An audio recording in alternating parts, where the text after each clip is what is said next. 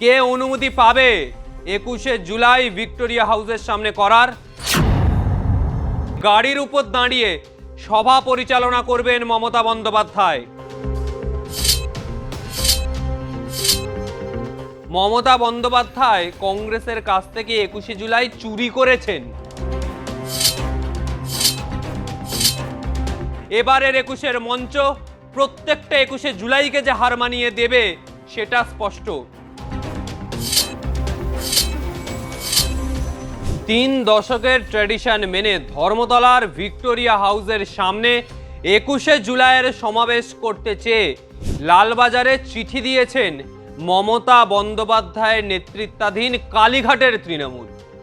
বিরোধী দলনেতা ঋতব্রত বন্দ্যোপাধ্যায়ের নেতৃত্বাধীন বিরোধী তৃণমূলও ভিক্টোরিয়া হাউসের সামনেই 21শে জুলাইয়ের সভা করতে চেয়ে চিঠি দিয়েছে। তবে কে অনুমতি পাবে 21শে জুলাই ভিক্টোরিয়া হাউসের সামনে করার? মুখ্যমন্ত্রী শুভেন্দু অধিকারীর নেতৃত্বাধীন বিজেপির জামানায় লালবাজার আদৌ কোনো পক্ষকে ভিক্টোরিয়া হাউসের সামনে একাধিক রাস্তার সংযোগস্থল বন্ধ রেখে সভার অনুমতি দেবে কিনা তা কিন্তু এখনো স্পষ্ট নয়। কলকাতা পুলিশের অনুমতি পাওয়ার আগেই রবিবার বিকেলে তৃণমূলের সাংসদ দোলা সেন, বিধায়ক কুণাল ঘোষ, আইনজীবী নেতা বৈশ্বনাথ চট্টোপাধ্যায় ভিক্টোরিয়া হাউসের সামনেই মঞ্চ নির্মাণের জায়গা দেখতে যান। তৃণমূল নেতাদের সেখানে ফিতে হাতে মাপজোক করতেও দেখা যায়। তবে 21শে জুলাই কার দখলে থাকবে সে নিয়ে কিন্তু টানাপোড়েন থেকেই যাচ্ছে। লালবাজারে চিঠি পাঠিয়ে ঋতব্রত আখরুজ্জামানদের বিদ্রোহী শিবিরও বসে নেই। কলকাতা পুলিশ যদিও ভিক্টোরিয়া হাউসের সামনে সভা করার অনুমতি না দেয়, তাহলে কিভাবে ধর্মতলাতেই 21শে জুলাই উদযাপন হবে তার প্রাথমিক রূপরেখা তৈরি করেছে বিদ্রোহী শিবির। ঋতব্রত শিবিরের কোন বিধায়ক কাউন্সিলরকে জমায়েত করার দায়িত্ব দেওয়া হবে, কারা 21শে জুলাইয়ের সভা নিয়ে প্রচারের দায়িত্বে থাকবেন, স্বেচ্ছাসেবক টিমের দায়িত্বেও বা কে কে থাকছেন তা দ্রুত আলোচনা করে চূড়ান্ত করা হবে বলেই বিদ্রোহী শিবির সূত্রে খবর, বা বলা যায় ভালো তৃণমূল বা ঋতব্রত তৃণমূলের সূত্রে খবর।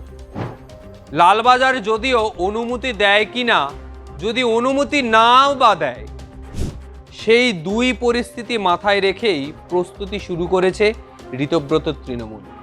ঋতব্রতর কথায় ভিক্টোরিয়া হাউসের সামনেই তৃণমূলের 21শে জুলাই সভা করার অনুমতি চাওয়া হয়েছে। ওখানেই আমরা কর্মসূচি করতে চাই। পুলিশ প্রশাসন কি সিদ্ধান্ত নিচ্ছে সেই অনুযায়ী আমরা আলোচনা করে পদক্ষেপ ঠিক করব। তবে যে 21শে জুলাইয়ের নেত্রী ছিলেন মমতা বন্দ্যোপাধ্যায়, তাকে আজকে সাইডলাইন করে ঋতব্রতর এই বাড়বাড়ন্ত সত্যি চোখে লাগার। লালবাজার অনুমতি না দিলে আদালতেও যেতে পারে বিদ্রোহী শিবির।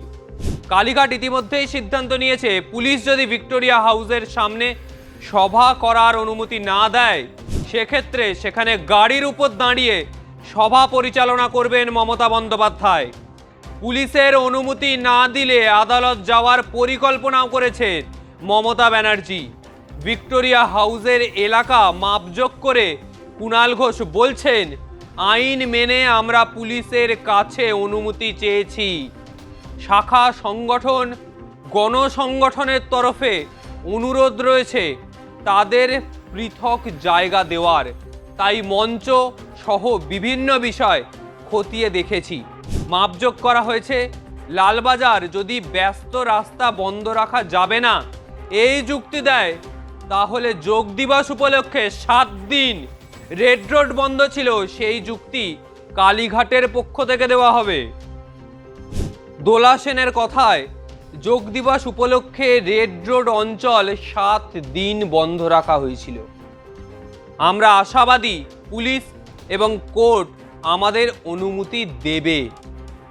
21শে জুলাই নিয়ে তৃণমূলের দুই শিবিরের এই যে তৎপরতা দেখতে পাওয়া যাচ্ছে তা নিয়ে কটাক্ষ করছেন কেন্দ্রীয় শিক্ষা প্রতিমন্ত্রী সুকান্ত মজুমদার।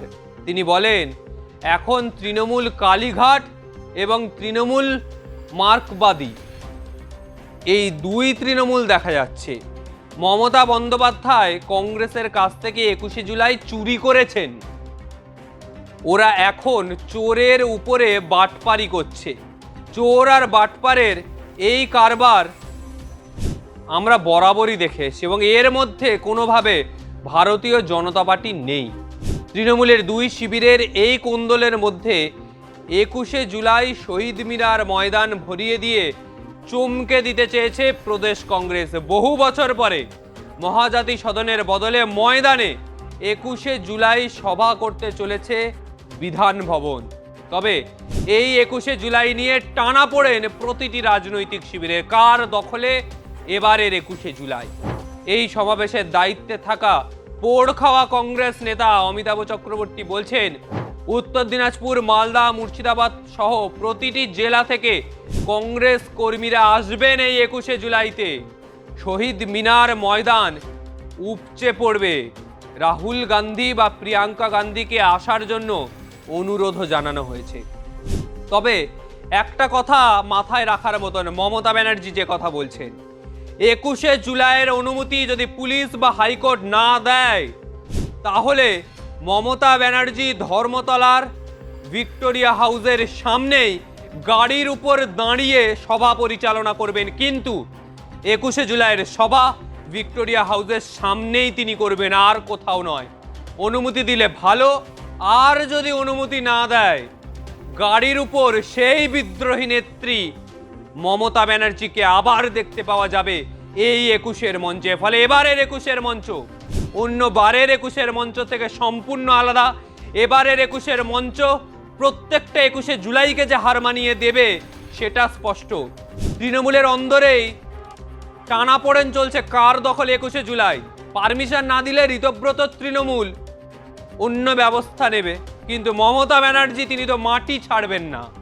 মাটি কামড়ে আন্দোলন কাকে বলে বাংলার রাজনীতিতে মমতা ব্যানার্জি দেখিয়েছেন, এবং এবার সেই বিরোধী নেত্রী মমতা ব্যানার্জিকে দেখতে পাওয়া যাবে ধর্মতলায়। এখন সেটাই দেখার, কারণ যে সময় 21শে জুলাই হয়েছিল সেই সময় ঋতব্রত কোথায় ছিল? সিপিএমে। আর আজ সেই ঋতব্রত মমতা ব্যানার্জির থেকে 21শে জুলাই হাইজ্যাক করতে চাইছে। ফলে দেখার 21শের টানাপোড়েন কোন জায়গায় দাঁড়ায়। আজকের মতো বিদায় নিচ্ছি। ভিডিওটা ভালো লাগলে অবশ্যই লাইক কমেন্ট করুন।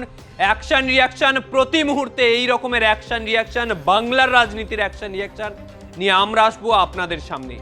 আজকের মতো বিদায় নিচ্ছি, ভালো থাকবেন, নমস্কার।